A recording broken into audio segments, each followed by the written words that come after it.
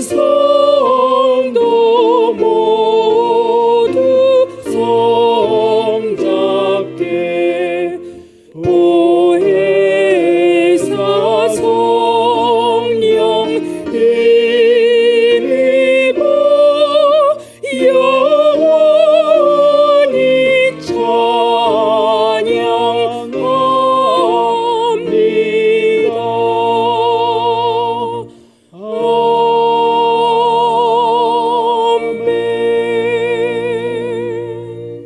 하나님 말씀은 베드로전서 4장 12절부터 19절까지 말씀, 제가 한 절, 성도님들이 한 절 서로 교독하겠습니다.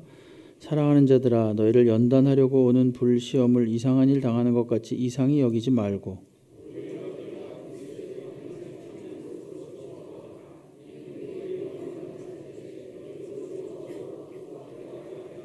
너희가 그리스도의 이름으로 치욕을 당하면 복 있는 자로다. 영광의 영 곧 하나님의 영이 너희 위에 계심이라.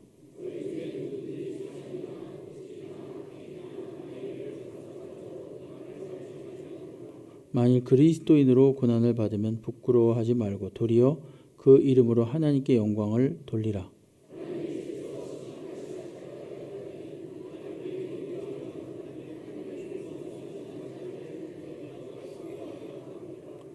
또 의인이 겨우 구원을 받으면 경건하지 아니한 자와 죄인은 어디에 서리요.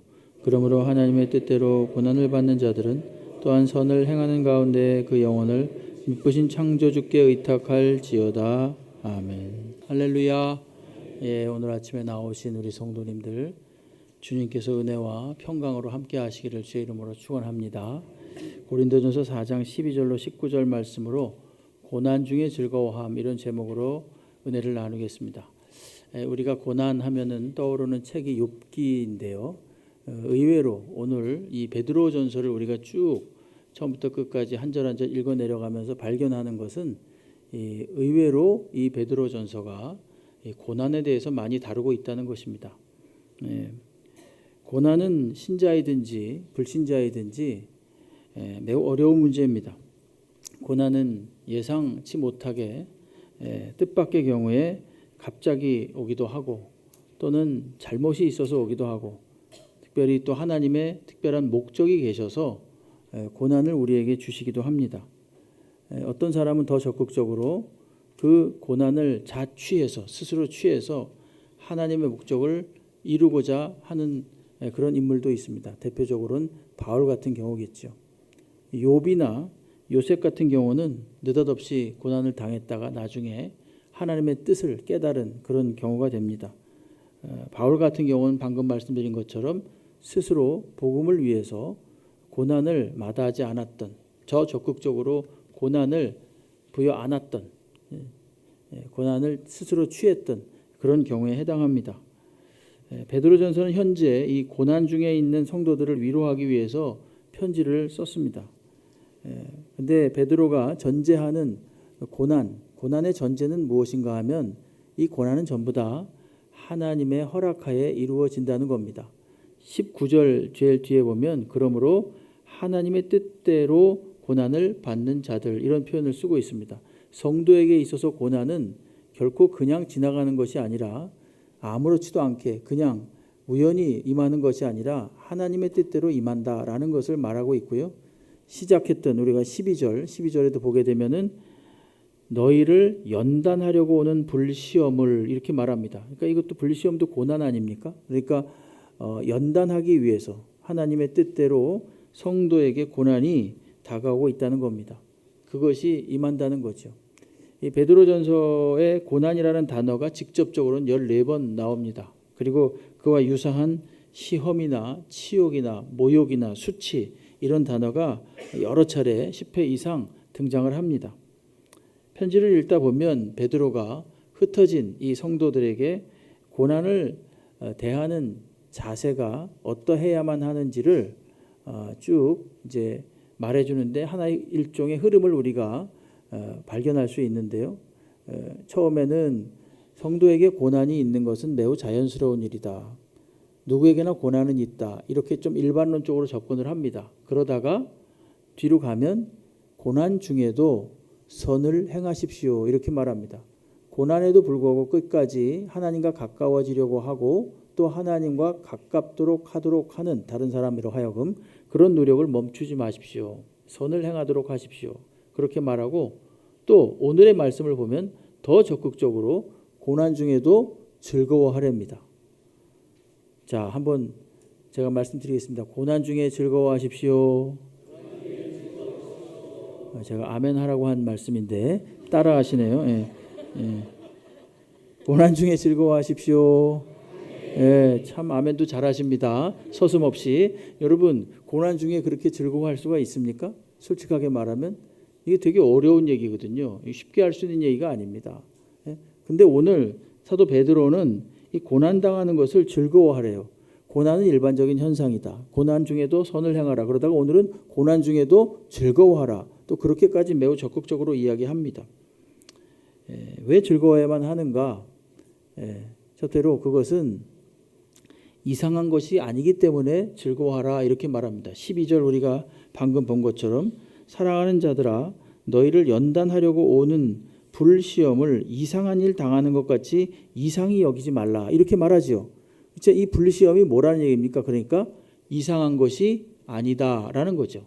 성도에게 있어서 이 고난, 불시험이라는 것은 매우 자연스러운 것이기 때문에 올 것이 왔구나라고 생각하고 즐거워하렵니다. 되게 어려운 얘기죠. 그럼에도 불구하고 있는 그대로 말씀드리겠습니다. 베드로가 그렇게 말하는 거예요. 하나님의 영감을 받아서 어려운 일이 닥치십니까? 그렇다면 하나님께서 나를 연단하는 것으로 여기시고 그걸 이상하게 여기지 마십시오. 그걸 자연스럽게 여기십시오. 그러면서 더 나아가 즐거워하십시오. 지금 그렇게 말하는 겁니다. 성도에게 있어서 고난이라는 것은 느닷없이 갑자기 오는 것이 아니라는 거예요. 새삼스러운 것이 결코 아니다라는 것을 말합니다. 그래서 그리스도인으로서 살면서 겪는 이 고난이라는 것, 그것은 자연스러운 삶의 일부라는 것을 알라는 겁니다. 데살로니가전서 3장 3절로 4절 말씀에서 사도 바울은 이렇게 말했습니다. 아무도 이 여러 환난 중에 흔들리지 않게 하려 함이라. 우리가 이것을 위하여 세움 받은 줄을 너희가 친히 알리라. 이 4절을 잘 보십시오. 우리가 너희와 함께 있을 때에 장차 받을 환난을 너희에게 미리 말했다는 겁니다.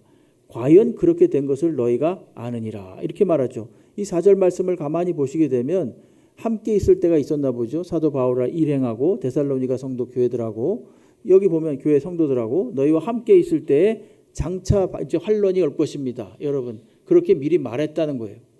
매우 자연스럽게 이 복음의 기쁨이 있고 구원의 기쁨이 있다면 뒤따라서 동전의 양면처럼 환난이 있다는 것이 이상한 일이 하나도 아니라는 겁니다. 그런데 과연 그렇게 된 것을 너희가 아느니라. 과연 지금 너희가 환난과 어려움을 겪고 있구나라고 하는 그런 말씀이 되겠습니다. 미리 말한 건데 미리 말한 것이 지금 고스란히 이루어지고 있다는 거죠. 그러니까 고난이 이상한 게 아니라는 겁니다. 미리 그럴 줄 알고 고난이 온다는 사실을 말했다는 겁니다. 어떻습니까? 우리 성도님들은 예수 믿은 다음에 고난이 많이 지나가셨지요? 어떤 때는 왜 내가 예수를 믿었는데 모든 일이 잘 풀리고 형통해야 되는데 오히려 더 어려운 일이 닥치나 이렇게 고민을 하면서 지나가신 적도 있을 겁니다. 분명히 그것은 성도들이 겪는 하나의 현상입니다. 그러는 가운데 우리들의 믿음을 하나님께서 보시는 겁니다. 그러면서 그 고난을 잘 통과해 나가기를 원하시는 거죠. 그러니까 고난이라는 것은 결코 이상한 게 아니라는 겁니다.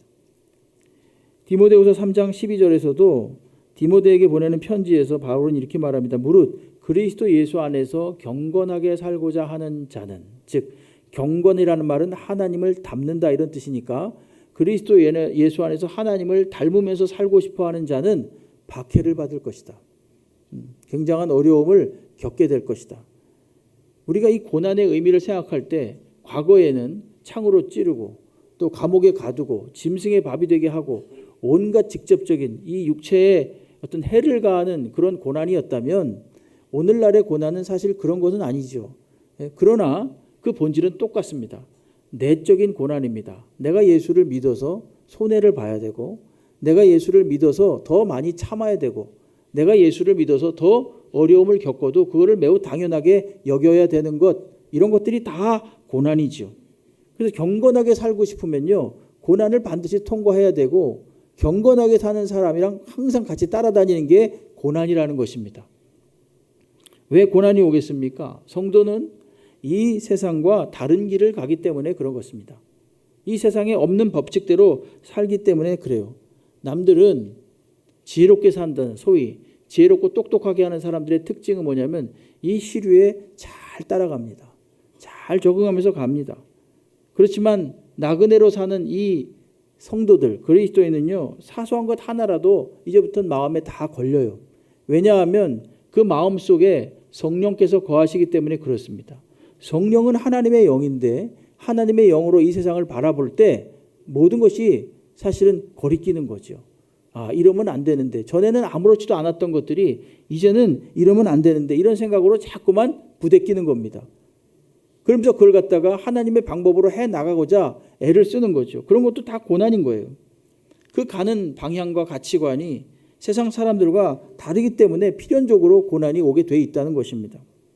예수를 따라간다는 것, 그것은 필연적으로 예수의 고난에 참여하는 것을 말하는 겁니다. 여러분, 예수님이 어떠셨는지 잘 보십시오. 하나님이신 예수님이 친히 사람이 되셨습니다. 여러분, 이것 자체가 사실은 고난이죠. 그렇지 않습니까? 십자가에 못 박히는 것도 물론 엄청난 고난이지만 그 전에 이미 하나님이신 예수님이 사람이 되셨다? 이건 정말 있을 수 없는 일이 일어난 겁니다. 신이 인간이 된 거니까. 성육신 하신 것, 이것이 바로 고난의 시작입니다. 그리고 예수님의 생애를 가만히 보십시오. 전부 다 이상했습니다. 사람들이 보기에는 정말 이상했습니다. 사람들에게 괜히 잘 살고 있는데 와가지고 뭐라 그러셨습니까? 회개하고 죄사함을 받으라, 이렇게 말을 했어요. 여기 교회를 날 때부터 다니신 분이 아니시라면, 중간에 예수를 믿으신 분이라면 어떤 말이 제일 기분에 얹지 않았습니까? 당신 죄인입니다, 이런 말 들을 때 좀 이상하지 않았습니까? 당신 죄인입니다, 그러니까 제가 예 정말 죄인입니다 그러면서 무릎 꿇고 기도하신 분이 있습니까? 거의 없을 겁니다. 왜 내가 죄인이야? 이러면서 대들었을 겁니다. 마음속으로 저항했을 거예요. 예? 예수께서 오셔서 그 일을 하셨다니까요. 회개하고 죄사함을 받으라, 이렇게 말을 했어요. 심지어 이상한 말을 하셨는데, 그게 뭐냐면 성령으로 거듭나서 새로운 사람이 되지 않으면 하나님 나라에 갈 수가 없다라고 말했어요. 그것도 누구에게 그런 말을 했냐 하면은 당대 최고의 율법학자였던 니고데모에게 그런 말을 했다니까요. 니고데모는 어떤 사람입니까? 율법을 잘 지켜서, 모세 율법을 잘 지키고 아주 딱 모범적으로 잘 살면 하나님 나라에 들어갈 수 있다라고 당연히 생각한 사람입니다. 그런데 그에게 와서 그런 말을 하는 거예요. 예수께서 요한복음 3장 5절에서 예수께서 대답하여 이르시되 진실로 진실로 내게 이르노니 사람이 물과 성령으로 나지 아니하면 하나님 나라에 들어갈 수 없다, 이 말을 한 거예요. 여러분, 하나님 나라에 이건 정말 처음 들어보는 말이었거든요. 니고데모에게는 거듭나지 않으면 하나님 나라에 갈 수가 없다는 거예요. 괜히 잔잔한 마음에 돌을 던진 거예요. 그야말로. 아니, 착한 일을 많이 하고 나는 그래도 이래봬도 율법 선생인데, 내가 그래도 가르치는 사람인데, 이제까지 내가 얼마나 말씀을 잘 지키면서 살았는데 전혀 엉뚱한 말씀을 하시는 거예요. 예수께서 거듭나지 않으면 안 된다. 마음속에 진정으로 회개하지 않으면 안 된다. 성령께서 너의 마음을 뒤집어 놓지 않으면 하나님 나라에 갈 수가 없다. 이렇게 말을 하니까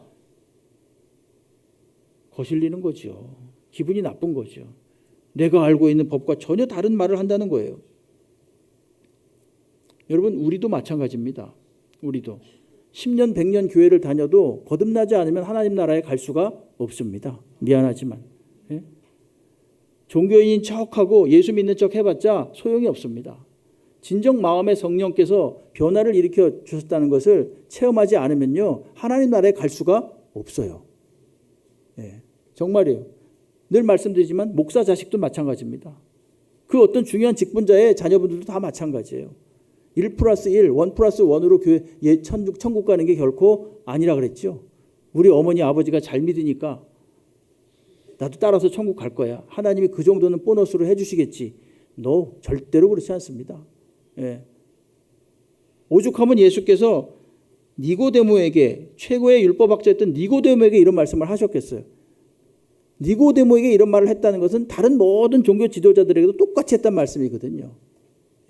그러니까 이게 마음에 거슬리는 거예요. 그러니까 마치 뭐와 비슷하냐면 일부러 와서 시비를 거시는 것 같아요. 예수께서 이 땅에 오셔가지고 일부러 그래가지고 막 사람을 긁어놓고 적을 만들고 문제를 일으키는 것 같아요.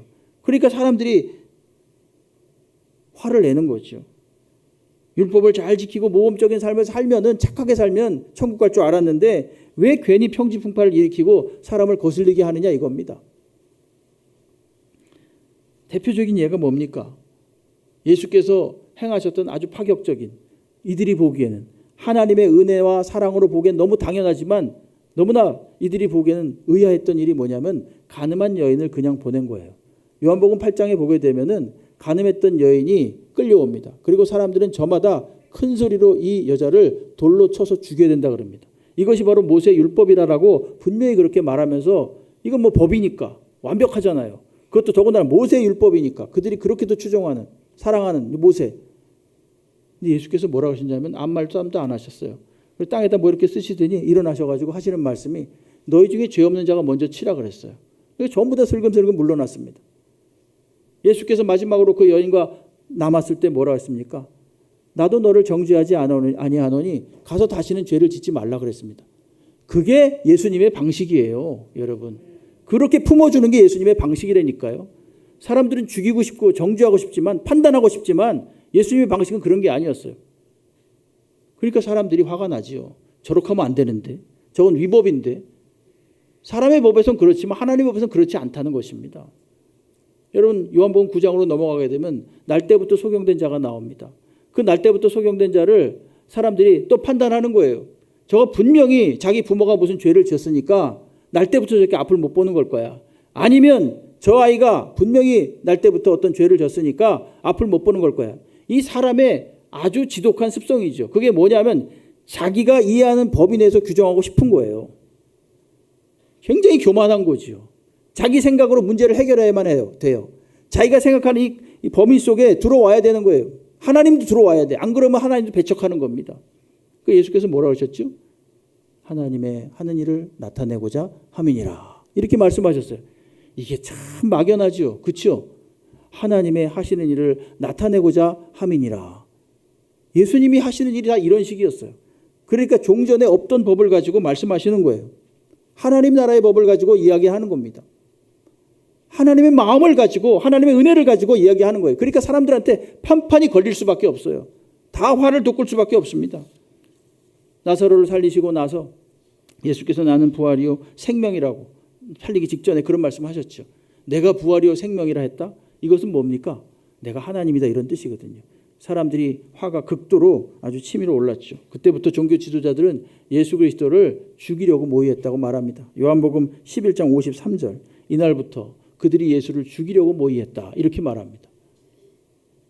참 이상하지 않습니까? 오셔서 그냥 가만히 조용히 살았으면 되는데 조용히 그냥 율법을 잘 지키고 살았으면 돼요. 남들이 하는 대로 하면서 살면 됩니다.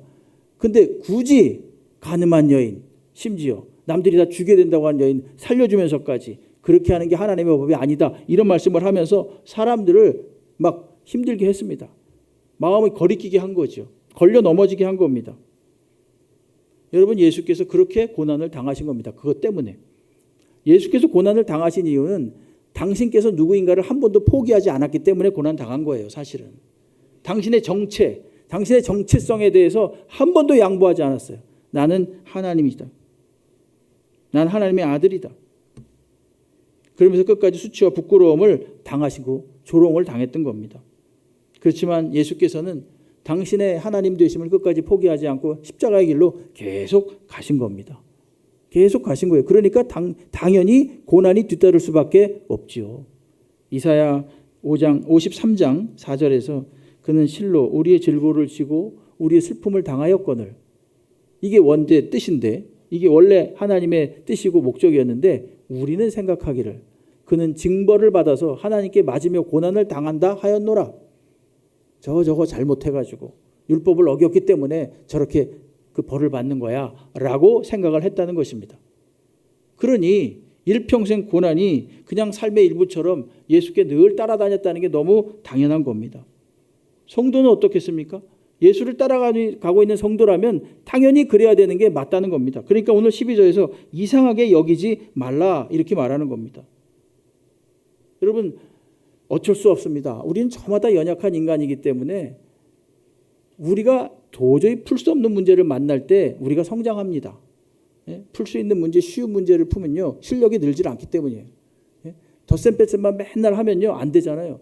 함수도 풀고 뭐 방정식도 풀고 그래야 실력이 늘잖아요. 어려운 문장을 읽어야 그 사람이 문장력이 늘지요. 맨날 쉬운 책, 만화책만 보면 되겠습니까? 깊이 있는 책도 보고 그래야 사고력도 늘고 문장력도 늘지 않겠습니까? 어쩔 수 없어요. 한계에 자꾸만 부딪히도록 하도록 하십니다. 하나님께서. 그 방법이 뭐냐? 고난이라는 거죠. 그럴 때 우리 성도님들도 많이 아시지요. 또 그런 말씀 많이 하시지요. 아, 지나고 보니까 그게 하나님의 연단이셨구나 라는 것을 알게 됩니다. 모르면, 끝까지 우리가 그것을 모르면 그냥 천국에 가서 하나님이 가르쳐 주실 것입니다. 그러니까 고난이라는 것은 뭔가 하면 그냥 삶의 일부다. 이렇게 당연한 것으로 여기고 그것을 즐거워하라고 오늘 베드로가 말하는 겁니다. 로마서 5장 3절로 4절 말씀을 보십시오. 다만 이뿐 아니라 우리가 환난 중에도 즐거워하나니 환난은 인내를, 인내는 연단을, 연단은 소망을 이루는 줄을 알미로다. 이렇게 말합니다. 참 이게 어려운 말씀입니다. 그렇죠? 여러분 고난에 대해서 말씀을 전한다는 건요. 저부터도 두려운 말씀이에요. 예? 그러나 성경이 그렇게 말하니까 우린 이것을 아멘으로 받아들일 수밖에 없습니다. 예? 성경이 기쁨이 있고 구원이 있으면 마치 동전의 앞뒷면처럼 고난이 항상 같이 온다는 것을 말해요. 특별히 여러분 사도 바울의 서신서를 한번 쭉 읽어보십시오. 거기 보면요. 복음이 나오고 기쁨이 나오고 구원이 나오잖아요. 바로 이어서 고난과 환난 이런 것들이 뒤따라 나와요. 한번 잘 그런 규칙을 찾아보십시오. 분명히 찾아낼 겁니다. 특별히 로마서를 한번 잘 보십시오. 그러니까 성도에게 있어서 고난은 우리가 하나님 나라 백성으로 살아가는 데 있어서 반드시 필수적이고 자연스럽고 이상할 게 없는 삶의 일부다. 그러므로 즐거워하라. 이렇게 베드로가 말하고 있는 거예요. 두 번째로 왜 즐거워해야 되느냐? 이 고난이라는 것은 예수와 연합됐다는 것을 입증하는 것이기 때문에 그렇다는 겁니다. 이게 13절로 16절의 말씀이에요. 잘 보십시오. 13절에 보게 되면 오히려 너희가 그리스도의 고난에 참여하는 것으로 즐거워하라 그랬죠. 근데 그리스도의 고난에 너희가 참여하는 것으로 즐거워하라 그랬어요. 14절에 보게 되면 너희가 그리스도의 이름으로 치욕을 당하면 또 그렇게 말해요. 16절 말씀을 보면은 만일 그리스도인으로 고난을 받으면 이렇게 말합니다. 이거 전부 다 그리스도와 묶이는 거예요. 그리스도와 연합되는 거예요. 그리스도와 연합되어짐으로써 그리스도 예수를 믿는 그것 때문에 반드시 필연적으로 고난을 받게 돼 있다는 겁니다.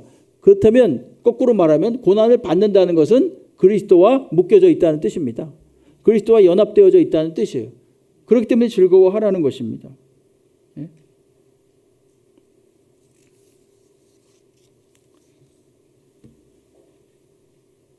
예수와 연합되는 것, 그것은 예수와 함께 살고 예수와 죽는 운명이, 예수와 함께 죽고 예수와 함께 사는 운명이 됐다는 것을 말하죠. 로마서 6장 4절 말씀에 그러므로 우리가 그의 죽으심과 합하여 세례를 받음으로 그와 함께 장사되었나니 이는 아버지의 영광으로 말미암아 우리를 죽은 자 가운데서 살리심과 같이 우리로 또한 새 생명 가운데 행하게 하려 함이라. 저 앞에 두 줄을 보십시오. 우리가 그의 죽으심과 합하여 함께 세례를 받음으로 그와 함께 장사되었다. 그런데 제일 뒤에 우리로 또한 새 생명 가운데 행하게 하려 함이라. 죽은 자 살리신 것처럼 우리도 살려주셔서 이제 예수와 함께 행하게 하실 것이다. 그렇게 말하는 거죠. 그러니까 예수와 연합되었다는 사실을 말합니다. 죽음 이후에 예수님이 절대로 지옥에 가실 수가 없죠. 그렇기 때문에 성도가 예수와 연합되었기 때문에 지옥에 갈 수가 없는 겁니다. 예수께서 부활하셨죠. 연합되었기 때문에 우리도 부활할 수 있는 겁니다. 로마서 6장 8절은 이렇게 말합니다. 만일 우리가 그리스도와 함께 죽었으면 또한 그와 함께 살 줄을 믿노니. 이렇게 말하죠. 함께 죽었고 함께 산다는 것입니다. 그러니까 고난도 어떻습니까? 함께 받는 거예요. 로마서 8장 17절 말씀은 이렇게 말하죠. 자녀이면 또한 상속자 곧 하나님의 상속자요 그리스도와 함께한 상속자니 우리가 그와 함께 영광을 얻기 위하여 고난도 함께 받아야 할 것이다. 함께 계속해서 나오고 있습니다. 영광을 위해서 고난도 함께 받는 것이 당연하다. 왜? 주와 연합되어졌기 때문에 그렇게 말하는 거예요. 그렇기 때문에 우리에게 고난이 온다는 사실은 내가 주님과 연결되어져 있구나. 내가 예수와 연합되어져 있구나. 나에게 많은 고민이 있고 불면의 나날들이 있고 이겨내야 되는 어떤 인내해야 되는 고난스러운 날들이 지속될 때 생각하는 거지요. 아, 내가 연합된 건 확실하구나. 내가 예수와 연합된 게 확실하구나. 이렇게 믿으라는 것입니다. 빌립보서 1장 29절 말씀에 그리스도를 위해 너에게 은혜를 주신 것은 다만 그를 믿을 뿐 아니라 또한 그를 위하여 고난도 받게 하려 하심이라. 예. 믿을 뿐 아니라 플러스 고난이 항상 함께 따라다닌다는 것입니다. 바울이 예수님이 당하신 고난을 따라서 스스로 고난을 취한 것, 자취한 것, 그것은 이렇게 고난을 통해서 영광을 받으신 예수 그리스도처럼 예수의 고난의 삶을 따라감으로써 얻는 영광, 그 신비, 그 고난의 신비를 그가 알고 있었기 때문입니다. 골로새서 1장 24절에 말하죠. 나는 이제 너희를 위하여 받는 괴로움을 기뻐하고 그리스도의 남은 고난을 그의 몸된 교회를 내 육체에 몸된 교회를 위하여 내 육체에 채우노라. 이렇게 말합니다. 그리스도의 남은 고난이라 그러니까 예수님이 뭐 고난을 좀 남겨놨다 이런 뜻이 아닙니다. 100이라면 고난의 양이 100이라면 한 90은 예수님이 받으시고 10은 우리한테 받으라고 하신다 이런 뜻이 아닙니다. 예수께서 받으신 고난의 흔적을 따라 그 발자취를 따라 우리도 그분을 따라간다 이런 뜻입니다. 그분의 고난을 따라간다 이런 뜻입니다. 그러니까 이렇게 말씀드리면요. 아, 이게 무슨 예수 믿는 사람들이 고난을 즐거워하려니까 왜 그런 거 있죠. 왜 막 매 맞으면 즐거워하는 사람이 있죠. 학대당하면 즐거워하는 사람, 마조키스트라 그러죠. 그런 거를 막 학대당하고 막 그냥 막 그 엄청나게 뭐 매 맞고 막 이러면 막 즐거워하는 사람, 그런 병이라 그러죠. 그것도 하나의 그런 거 아닌가? 그게 결코 아닙니다. 사도 바울은 이 예수님의 이 억울함, 그 다음에 예수님이 받으셨던 조롱, 그 다음에 예수님의 십자가의 죽음을 통해서 우리를 영원한 생명에 이르도록 하는 구원을 이루셨음을 알았기 때문입니다. 그래서 고난에 참여하는 것을 즐거워했다 이렇게 말합니다. 그리고 너희들도 고난에 참여하는 것을 즐거워하라 이렇게 말합니다. 예수와 함께 연합된 성도 역시 작은 예수로서 이 세상을 살고 있습니다. 종전에 가졌던 영광스러운 자리를 다 이제는 사도 바울이 내려놓았다고 고백했지요. 뭐라 그랬습니까? 빌립보서 3장 5절로 9절에서 나는 8일 만에 할례를 받고 이스라엘 족속이요 베냐민 지파요 히브리인 중에 히브리인이요 율법으로는 바리새인이요. 이스라엘 족속이다. 이스라엘 족속. 야곱의 후손이란 얘기고 베냐민 지파. 왜 베냐민 지파 얘기를 했을까요? 베냐민 지파에서 최고 먼저 왕이 나왔거든요. 1대 사울 왕이 나왔거든요. 자신 있죠. 자부심이 있었죠. 히브리인 중 아브라함의 후손이란 얘기잖아요. 율법으로는 완벽한 바리새인이라는 거예요. 열심으로는 교회를 박해하고 열심히 율법의 의로는 흠이 없는 자다. 이 외적인 인간적인 조건으로 보면 완벽한 자예요. 그러나 무엇인지 내게 유익하던 것을 내가 그리스도를 위해 다 해로 여길 뿐더러 또한 모든 것을 해로 여김은 내 주 그리스도 예수를 아는 지식이 가장 고상하기 때문이라. 여러분 고상하기 때문이라는 뜻은 이 고상에 대해서는 제가 고린도전서를 강의할 때 말씀 분명히 드렸습니다. 고상한 지식이 뭡니까? 우아하고 근사한 지식입니까? 압도적인 지식이라고 했어요. 분명히 그때 몇 년 전에 말씀드린 물론 잊어버리는 게 당연하지만 그래도 압도적인 지식이에요. 다른 어떤 모든 지식을 다 초월하는 지식. 다른 어떤 지식을 다 합해도 만족할 그것을 만족시킬 수 없어요. 예수를 아는 지식만큼 될 수가 없는 거예요. 그래서 내가 그를 위해 모든 것을 잃어버리고 배설물로 여김은 그리스도를 얻고 그 안에서 발견되려 함이니 내가 가진 의는 율법에서 난 것이 아니요 오직 그리스도를 믿음으로 말미암은 것이니 곧 믿음으로 하나님께로부터 난 의라. 이렇게 말하고 있는 것입니다. 사도 바울은 자기 자신이 가졌던 모든 어떤 번세나 또는 명예나 이 모든 것들을 다 예수 그리스도 때문에 배설물로 여겼다. 이렇게 말하고 있습니다. 성도들도 마찬가지입니다. 여러분, 우리가 비록 사도 바울은 아니고 사도 베드로는 아닙니다. 그러나 우리 안에 성령께서 여전히 거하고 계심을 믿습니다. 성령께서 지금도 여전히 이 육적인 자아를 죽이라고 계속 우리들에게 촉구하고 권면하고 인도하고 있습니다. 성도의 싸움은 지속적인 육신의 정욕과 안목의 정욕과 이생의 자랑을 죽이는 싸움입니다. 부인하실지 모르겠지만 이것이 성경이 말하고 있는 바입니다. 계속해서 죄를 죽이는 싸움이 성도의 싸움이에요. 한 번만 콱 죽고 마는 게 아닙니다. 오히려 한 번만 콱 죽고 마는 건 쉽지요. 평생 죽어야 됩니다. 천국 갈 때까지 매일 죽는 거예요. 그래서 사도 바울이 고린도전서 15장 31절에서 형제들아 내가 그리스도 예수 우리 주 안에서 가진 바 너희에 대한 나의 자랑을 두고 단언하노니 나는 날마다 죽노라 이렇게 말했습니다. 날마다 죽노라. 한번 받아 하시겠습니다. 날마다 죽노라. 예, 날마다 죽노라. 이게 그리스도의 고난이에요. 사실은 내가 예수 안 믿었으면 이렇게 했을 텐데 내가 예수 믿어서 이렇게 하는 거예요. 그게 고난입니다. 예수 안 믿었으면 이런 이익이 있었겠지만 예수 믿어서 이런 손해를 보는 거예요. 자존심도 상하고요. 어떤 때는 부끄러움도 당하고요. 어떤 때는 조롱도 받고 어떤 때는 창피하기도 합니다. 그러나 그럼에도 불구하고 그것이 우리의 자랑인 겁니다. 우리는 대체로 누군가에게 나의 실수를 인정하면요. 크게 약점 잡히는 것으로 생각해요. 미안해요. 죄송해요. 제가 잘못했어요. 이런 말 하는 거 있죠.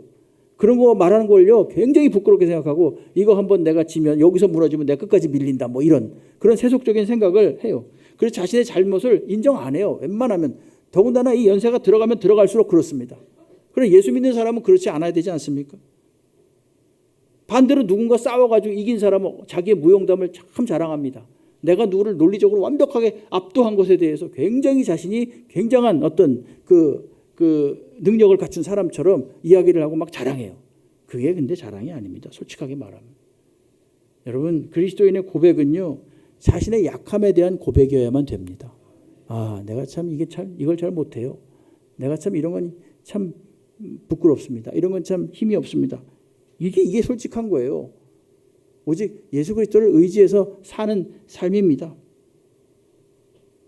육신에 대한 죽음, 나 육신의 정욕을 죽인 것, 안목의 정욕, 이생의 자랑을 죽인 것에 대한 것을 자랑해야 됩니다. 예수 믿어서 손해본 것을 자랑해야지 예수 믿어가지고 뭐 내가 이렇게 했더니 이렇게 했더라. 그런 것은 별로 의미가 없습니다. 되게 유치한 겁니다. 솔직하게 말하면.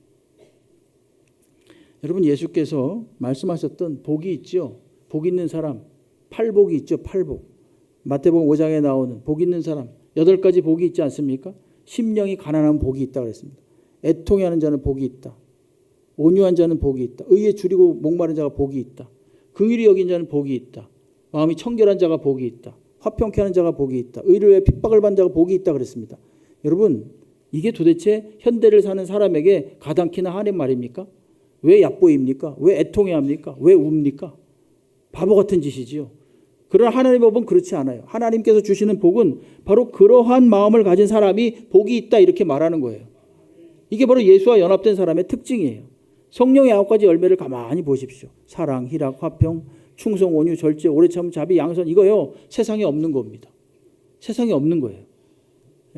오직 예수와 연합된 자만이 알 수 있는 것입니다. 타락한 세상에는 결코 그런 법이 없습니다. 그렇기 때문에 고난이 오는 거고 그렇기 때문에 그것이 바로 또한 예수와 연합되었다라고 하는 증거입니다. 고난을 즐거워야 되는 두 번째 증거는 바로 예수와 연합되었다는 증거가 되기 때문에 그렇다는 거예요.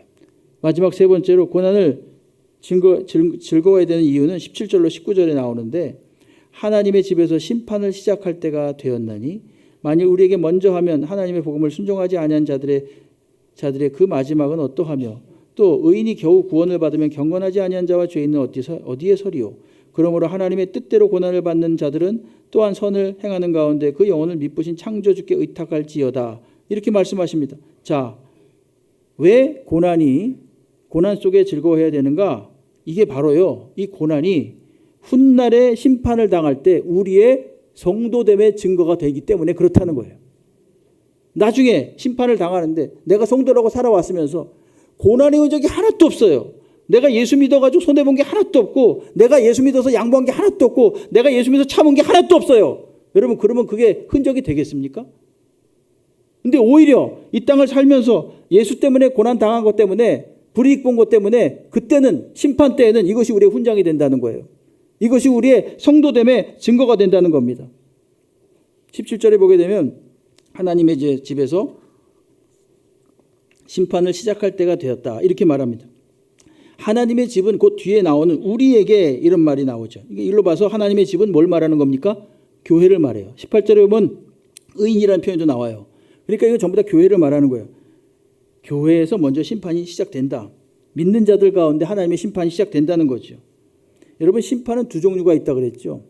하나는 운명을 가르는 심판이에요. 예수를 믿었느냐 믿지 않았느냐. 이건 되돌이킬 수 없습니다. 예수를 믿은 사람은 천국으로 갈 것이요. 믿지 않은 사람은 지옥으로 간다. 이거 운명을 가르는 심판, 되돌이킬 수 없는 심판이에요. 그런데 또 하나의 심판은 뭐가 있다고 그랬습니까? 믿고 죽었든지 안 믿고 죽었든지 그 사람의 행위에 따라서 하나님이 심판하는 심판이 있다고 그랬습니다. 두 종류가 있는 거예요. 그러니까 심판은. 하나님 앞에서 우리가 심판받을 때 오늘 성경은 이야기합니다. 그 누구도 완전하다고 자랑할 수가 없다. 이렇게 말합니다. 18절 보세요. 의인이 겨우 구원을 받는데요. 전 이 말이 되게 의아했어요. 처음에 이 말씀을 읽으면서. 의인은 너끈하게 구원을 받아야지 왜 겨우 구원을 받습니까? 예? 의인이 왜 겨우 구원을 받아요? 믿으면 당연히 구원 받는 게 당연하죠. 근데 이 말은 뭘 말하는 것입니까? 하나님의 그 선함, 하나님의 인자하심, 하나님의 마음, 하나님의 은혜, 이거를 따라갈 만한, 그거를 따라가면서 만족시킬 만한, 비록 그가 의인이라고 할지라도 그런 사람이 별로 없다는 거예요. 아무리 훌륭한 성도라도 완벽하게 하나님을 만족시킬 만한 사람이 없다는 얘기입니다. 구원받기 어렵다 이런 뜻이라기보다는 어떤 사람은 의인이지만 구원받고 어떤 사람은 구원 못 받는다 이런 뜻이 아니라, 이것은 심지어 그가 신실한 성도라고 할지라도 하나님을 완벽하게 만족시키는 사람은 없다 이런 뜻이에요. 이런 의미에서 18절에 의인이 겨우 구원을 받으면 이렇게 말하는 겁니다. 그런데 하나님의 엄밀하신 심판이 시작된다면 복음을 순종하지 않는 사람들은 어떻겠습니까? 더 어렵죠. 아니 불가능하지요. 예? 잠언 11장 31절을 보십시오. 보라, 의인이라도 이 세상에서 보응을 받겠거든 하물며 악인가 죄인이리요. 의인이라도 하나님의 심판을 받아요. 물론 그건 운명을 가르는 심판이 아니라 행위에 따른 심판이라고 말씀드렸습니다. 예? 그러면 악인은 어떻겠습니까? 두말할 것 없죠. 당연히 그는 심판을 받게 돼 있다는 겁니다. 그러니까 심판의 날에는 그야말로 역전이 일어납니다. 그가 예수 때문에 받았던 수치와 조롱, 모욕 이런 것들은 세상 사람들이 보기에는 한심한 짓으로 보이겠죠. 한심한 짓을 해서, 한심한 행동을 해서 벌받은 걸로 생각되겠죠. 여러분, 예수가 십자가에 달릴 때 많은 사람들이 저가 남은 구원하였으나 자기는 구원하지 못하는다 그러면서 조롱했습니다. 왜 그렇게 자기를 하나님의 아들이라고 정신병자처럼 그런 식으로 함부로 말하고 다니다가 저런 화를 당했는가? 사람들이 그렇게 다 침을 뱉고 조롱했어요. 비웃었습니다. 근데 거기에 뭐가 임한다고요? 하나님의 영광이 임합니다. 예? 여러분 오늘 14절 말씀을 보십시오. 너희가 그리스도의 이름으로 치욕을 당하면 복이 있는 자로다 해놓고 영광의 영 곧 하나님의 영이 너희 위에 계십니다. 이렇게 말합니다. 뭐가 있다고요? 수치당할 때 하나님의 영이 그 위에 있다는 것입니다. 영광이 머문다는 거예요. 여러분이 영광이 머문다는 표현은요, 출애굽기에서 가져온 표현이에요. 출애굽기에 보게 되면 40장 34, 35절에 보게 되면은 구름이 회막에 덮이고 여호와의 영광이 성막에 충만하매 모세가 회막에 들어갈 수 없었으니 이는 구름이 회막 위에 덮이고 여호와의 영광이 성막에 충만함이었으며 이렇게 이야기합니다. 하나님의 충만하신 임재를 나타낼 때 영광이라는 표현을 써요. 근데 어느 때 하나님의 영광의 영이 그에게 임한다고요? 수치를 당할 때, 모욕을 당할 때, 훗날 심판 때는 이게 역전되는 거예요. 예? 훗날 심판 때는. 그래서 저가 수치를 당하고 모욕을 당하고 부끄러움을 당하고 자존심 상함을 당하고, 여러분 그런 것이 나중에 어떻게 된다고요? 하나님의 영광이 임했던 흔적이 되는 겁니다. 그래서 역전이 돼가지고 하나님의 참 성도라는 것을 입증하는 증거가 된다는 거예요. 예? 그렇기 때문에 19절에 그러므로 하나님의 뜻대로 고난을 받는 자들은 또한 선을 행하는 가운데 그 영혼을 미쁘신 창조주께 의탁할지어다 이렇게 말합니다. 의탁한다는 말은 신뢰하는 이에게 소중한 보물을 잠깐 맡겨서 안전하게 보관한다는 뜻입니다. 하나님의 뜻대로 받는 고난. 그래서 그 고난을 받는 성도들은 자신의 영혼을 믿음직스러운 하나님께 맡기라는 겁니다. 세상의 평가에 휘둘리지 말고 지속적으로 그 믿음을 굳게 견지하라는 말씀입니다. 그래서 마침내 성도는 고난을 통과하여서 심판의 날이 되었을 때 오히려 그 고난이 자랑거리가 되는 거죠. 예, 그것이 오히려. 그렇기 때문에 고난을 즐거워하라는 뜻입니다. 여러분 고난의 흔적이 하나도 없이, 물론 그런 분은 거의 없겠지만 모든 것 그냥 평탄하게, 그 말은 뭐냐면은 전혀 그리스도인으로서 어떻게 살지에 대해서 별로 고민 안 했던 뜻이에요. 예? 성령이 충만하지 못했다는 얘기입니다. 솔직하게 말하면. 자랑거리가 없어요. 그래서 하나님 앞에 갔을 때. 흔적이 없어요. 그러니까 세 번째로는 우리가 바로 심판날에 우리의 고난이 우리의 자랑이 될 수 있기 때문에 즐거워하라. 이렇게 말하는 거죠. 정리하겠습니다. 성도의 고난은 이상한 일이 아니라는 거죠. 예수를 따라가는 삶의 모습이기 때문에 즐거워해야 된다. 첫 번째는 그렇고, 성도의 고난은 그가 예수와 연합되었다라고 하는 확실한 증거가 되기 때문에 즐거워해야 된다. 세 번째로, 성도의 고난은 훗날 심판 때 오히려 그가 참된 성도라는 자랑거리가 될 수 있기 때문에 즐거워해야 된다. 그렇게 사도 베드로는 이야기하고 있습니다. 이게 상당히 무거운 얘기지만 여러분 한번 우리의 삶 속에 한번 적용해 보시기 바랍니다. 지금 분명히 말할 수 없는 고난과 어려움 속에 접해 있는 분들이 있을 거예요. 괴롭고 힘든 일들이 있을 분이 계시죠. 왜 없겠습니까? 그럴 때 한번 이 말씀을 곰곰이 묵상해 보십시오. 이것이 하나님의 나를 다루시는 과정이다. 이것을 통과하게 하나님께 늘 간구하고, 그럼에도 불구하고 내가 그리스도인답게 나의 정체성을 잃지 않고 살아가리라. 이렇게 한번 결심하시고, 그래서 오히려 그것을 즐거워하고 기대하게 되는 은혜가 있기를 주의 이름으로 축원합니다.